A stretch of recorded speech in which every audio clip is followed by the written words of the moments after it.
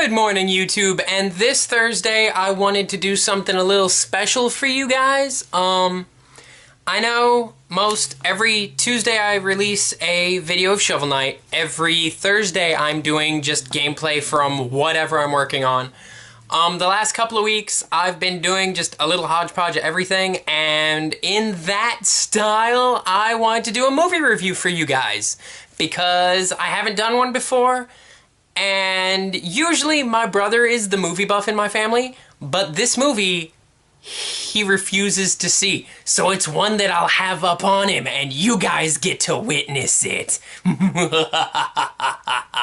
The movie is Beauty and the Beast. Before we say anything, here's your spoiler warning. If you've seen the original Disney film, which is almost 30 years old, right? It was 89? So if you haven't seen the 30-year-old movie yet, you have been warned. First off, the plot hasn't really changed much. You got Belle, you got the Beast, you got a Rose. You've learned all that from the previews. It's nothing special or new. They did add one or two things to the plot and the backstory as to why and how it happened, and I love it.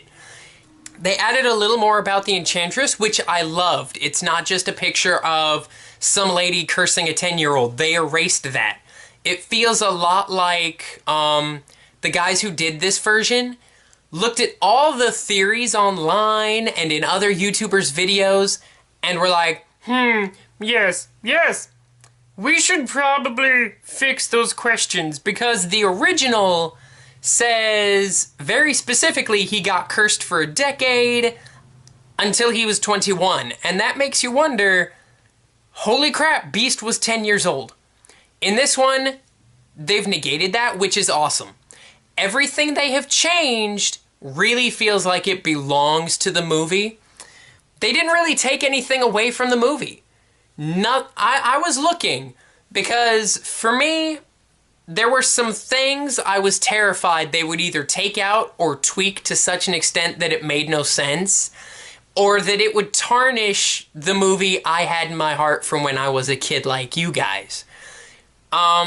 Or if back then you were a parent with your kids and they were just loving the mystery and the magic and everything that is Beauty and the Beast. And that's why it's such a perfect movie. Nothing was taken away from the original. I hope what Disney does is they release like a 2-pack. On one side you'll get the original animated, and on the other side you'll get the new Blu-ray version of the new movie.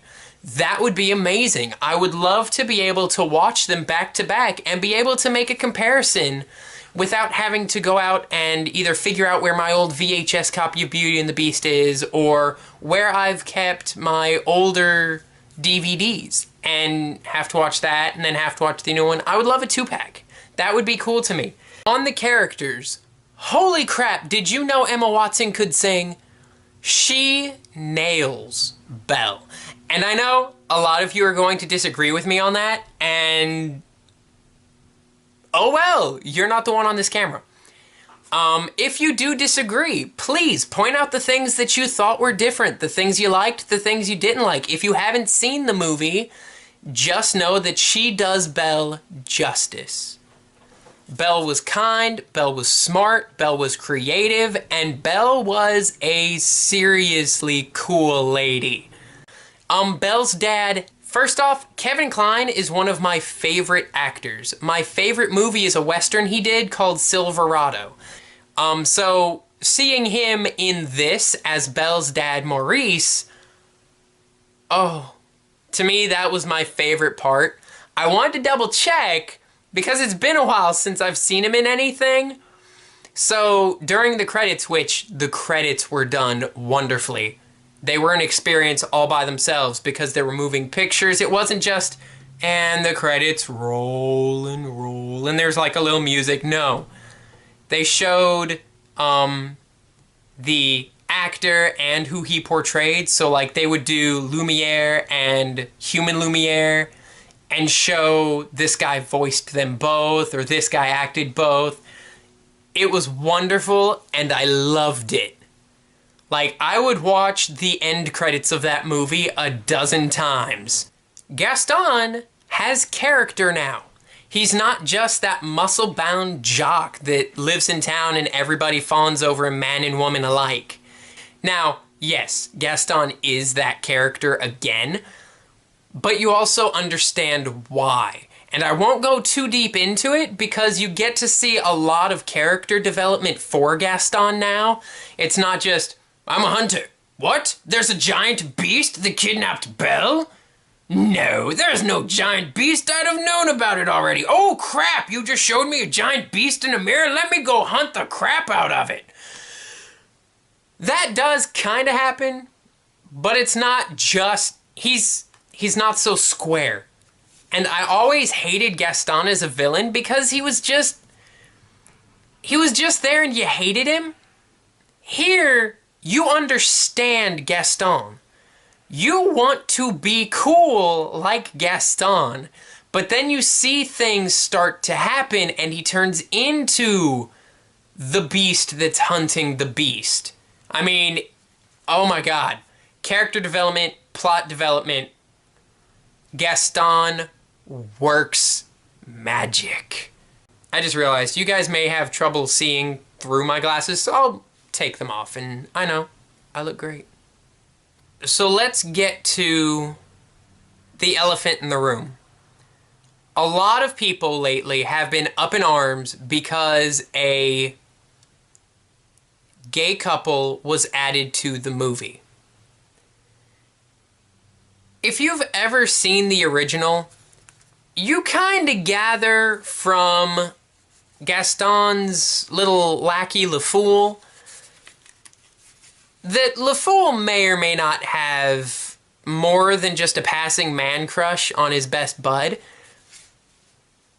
But a lot of people are very up in arms about how this, like, just the fact that it was pointed out in this movie. And it's not. Things happen, and every time they do, the movie underplays it very, very well. Unlike most of Hollywood right now, trying to push one agenda or the other, racial equality, hetero versus homo, hetero and homo, it doesn't matter. The way this movie does it is perfect. They're not trying to push an agenda, they're just pointing out, hey, this guy might like another guy. This guy might like to wear a dress. This guy might not like to wear a dress. This guy is Gaston. I mean, there are so many different personalities, and a lot of them you only see for a few seconds. It's not really pointed out unless you're watching for it. Now, I know my Beauty and the Beast. It's one of my favorite, if not my favorite, Disney movie. Sorry, I think I'm shaking the camera on you guys. The gay couple or gay scene in this movie is flawlessly done. If you have an issue with it because it was put in the movie, well, no offense, LeFool was in the original and nothing has really changed about him. What I love most about how it's reacted to is the characters in the movie recognize it and move on. And that's what we're all supposed to do. What? Jimmy and Joe like each other? Cool, I'm glad you're happy. Let's get back to our day. Nobody forces anything. Nobody's trying to push any agendas. Nobody's doing anything obscene or lewd. I mean, it's a Disney movie. And the way they handle it is perfect. Now, I know I'm going to get a lot of hate for saying that, but that doesn't matter. If you're trying to force it down my throat, if you try to force racism down my throat, if you try and push any kind of religion down my throat, I'm going to reject it and I'm going to hate you for it.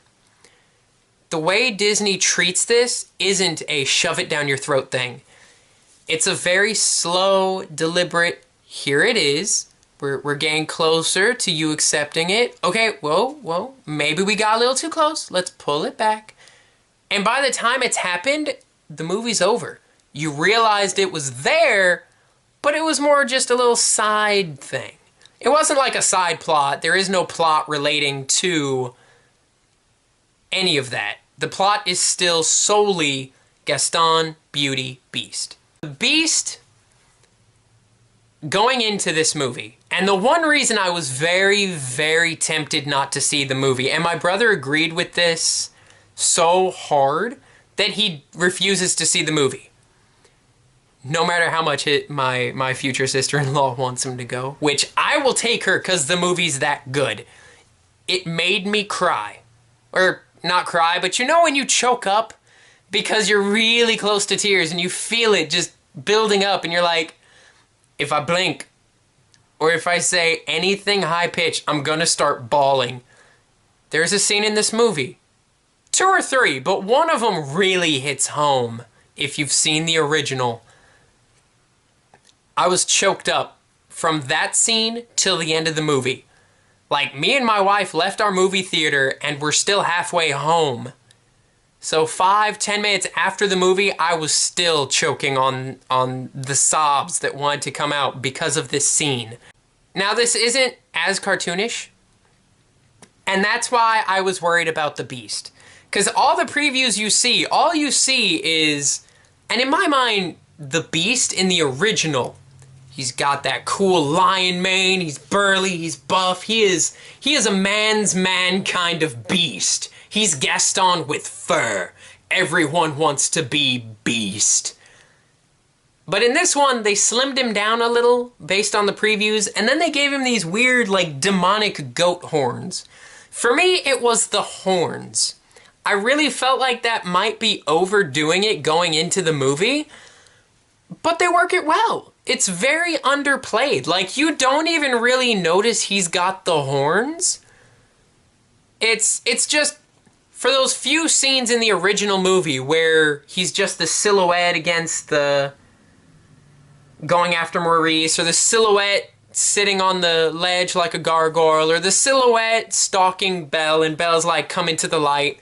Here, it's not just a round, fuzzy, like, bulky-looking Hulk. Instead, you get the horns in the silhouette, and I really think that helps it. I mean, it doesn't make him scarier, it gives him more of a bestial look. He's not just a guy that was cursed to have superhuman strength and a lot of fur. Because at that point, I'm like, I don't really see it as so much of a curse. I mean, yeah, all of your friends and family were turned into, like, you know, a clock and a lamp and a teapot, and that was a little sad. But likewise, the Beast just got cursed to be Fuzzy Superman. Okay, because that's a bad thing? In this one, you get it. He's wearing a shawl, he's got the horns, he looks more like a beast.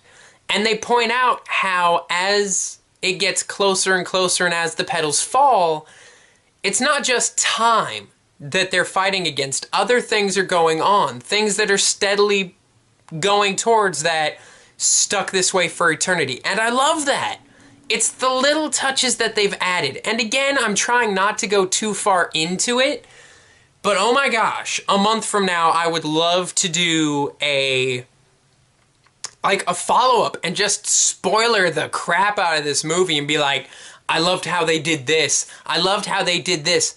Nothing in the movie that... I should also point out the music. They did keep most every one of the original tracks from the animated film. Every single one of them. I can't name from memory any of the tunes that were in the original that they... But like the opening sequences are the same. Beauty and the Beast, the theme is the same. Although, I mean, no offense to the woman that plays Mrs. Potts, but Angela Lansbury will always be perfect on that song to me. And the woman who plays Mrs. Potts, she does it flawlessly. Just to me, Angela Lansbury just added a little extra something to it, and I can't put my finger on it. It could just be the nostalgia is giving me those nostalgia vision. It's like, I love you, Angela Lansbury, nobody can ever replace you ever because you're Angela Lansbury, and that might be it. Angela Lansbury is a very special part of my life. Me and my mom would watch a lot of Murder, She Wrote, so... Bedknobs and Broomsticks, and of course, Beauty and the Beast's Mrs. Potts. So she's a lot of my childhood memories rolled into one wonderful person. I wouldn't change anybody who was in this movie. Songs again, they did add a couple of tracks, and I loved that too.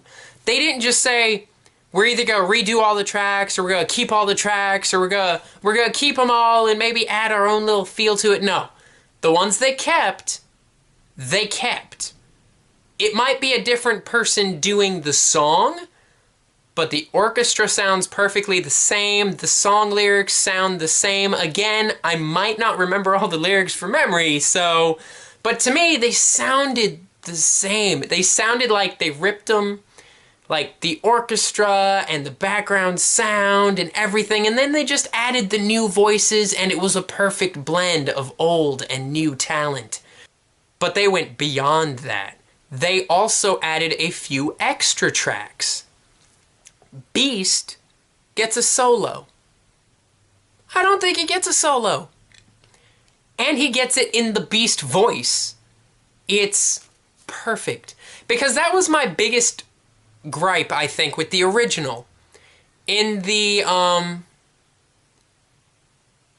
something there that wasn't there before scene. When they show Beast, they've got this tenor voice singing. I'm like, that's not the Beast. Who's singing this? This isn't... Who the heck is this guy? In this one, it's actually the Beast that's singing. When the Beast gets his solo, it's him. It's not some guy voiceovering for Beast. It's the guy who portrays Beast, and he is amazing. It's less campy and childish, I feel. Like, the original Beauty and the Beast, I'd have given a soft PG rating. This new one, I would definitely give it a hard PG-13. There are some things that happen, which they happened in the original, but this time they go... Because it's live action, it hits you harder, I think. It's still the exact same movie, I feel. But the things they added, the things they tweaked, the things they did wonderfully... Some of them just feel darker because they're live people. Given that it's been out a week, you don't have to fight the lines, and I like that. That's why I'm doing this review now. Yeah? Yeah? Because now, if you take my advice and you're like, I need to go see that movie, it's, oh my gosh, it's so amazing. You won't have to fight with as many of the lines. I mean, I don't know when your spring break is, and that will be a huge factor for you. If you're standing in line and there's 50 people in line in front of you trying to get tickets to Power Rangers and or Beauty and the Beast, I'm sorry. But this movie is definitely gonna have some staying power. I could totally see it lasting kind of like Avengers all the way through late April to early May. Those of you who were following the Avengers, it was out for months in the theaters. As good as Beauty and the Beast is portrayed, I know it does have some very solid competition with Power Rangers and the movie next weekend. So it may not stay in theaters for those 2 or 3 months if they don't think they're going to be able to make as much off of it. And I understand that. But that also means it'll be on DVD that much sooner. But yes, for those of you who have been on the fence or you've seen the movie already, please comment to me if you've already seen the movie.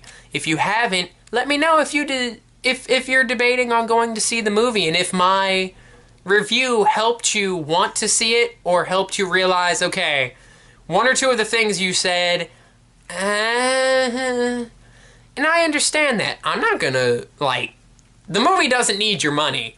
In the very opening night, I think it broke its own need of records. I think it's one of Disney's biggest ever. If you don't want to see their movie, whoop, they don't need your money. They'll have my money. So, I'll go see the movie instead of you. We're good. Other than that, please feel free to give me a like or subscribe, ring my bell, lights out.